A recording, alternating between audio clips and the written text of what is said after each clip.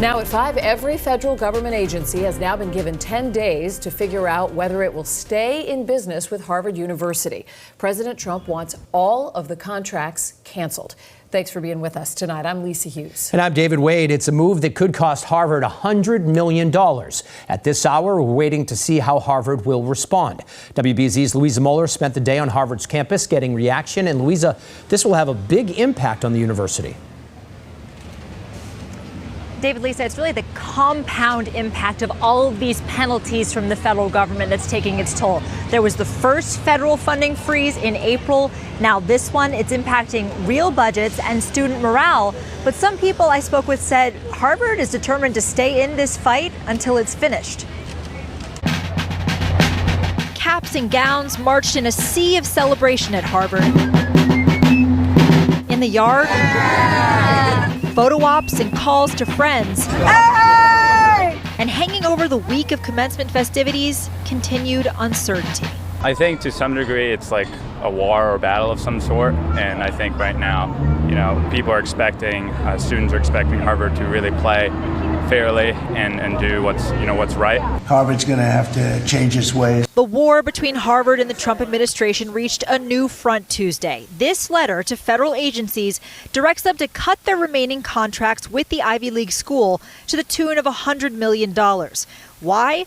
The letter states that, quote, the General Services Administration understands that Harvard continues to engage in race discrimination, including in its admissions process, and has a disturbing lack of concern for the safety and well-being of Jewish students. We've seen more and more stop work orders for projects where people are actively doing research that was awarded to them by the federal government. Because Harvard political science professor Ryan Enos says the pain from the federal funding freeze is mounting, but the university is committed to fighting back. I think Harvard very much knows that it's on the right side of history in all of this, so I think we can expect that it will stay in. Some students, though, fear the cost is very high. Funding is so necessary. They should work together. They should have a conversation behind closed doors. The impacts that it has on international students and just so close to graduation, I think people are just really like, how do I process all of this? And that cost may even come to the greater Cambridge and Boston economy.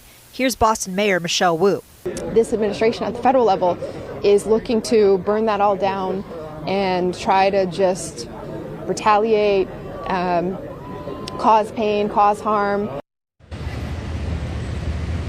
Now, a senior Trump administration official tells CBS News that pulling these latest government contracts will not impact the hospitals affiliated with Harvard. Live in Cambridge, Louisa Moller, WBZ News. All right, Louisa, thank you. So the roots of the battle between Harvard and the Trump administration actually go back to before he took office.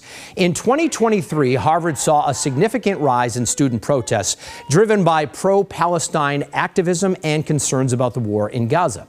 In December of 2023, Harvard's president at the time, Claudine Gay, testified before Congress on rising anti-Semitism.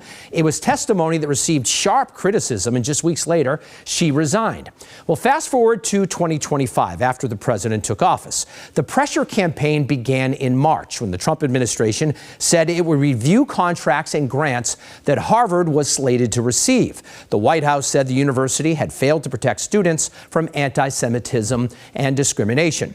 Well, then on April 11th, the Trump administration sent a letter to Harvard calling for the school to reform its admissions and hiring policies. When Harvard refused to comply with those demands, the administration started following through on its threats, first by pulling billions of dollars in federal research grants, then $1 billion in health funding, and last week revoking Harvard's ability to admit international students, and then, of course, more happening today. Coming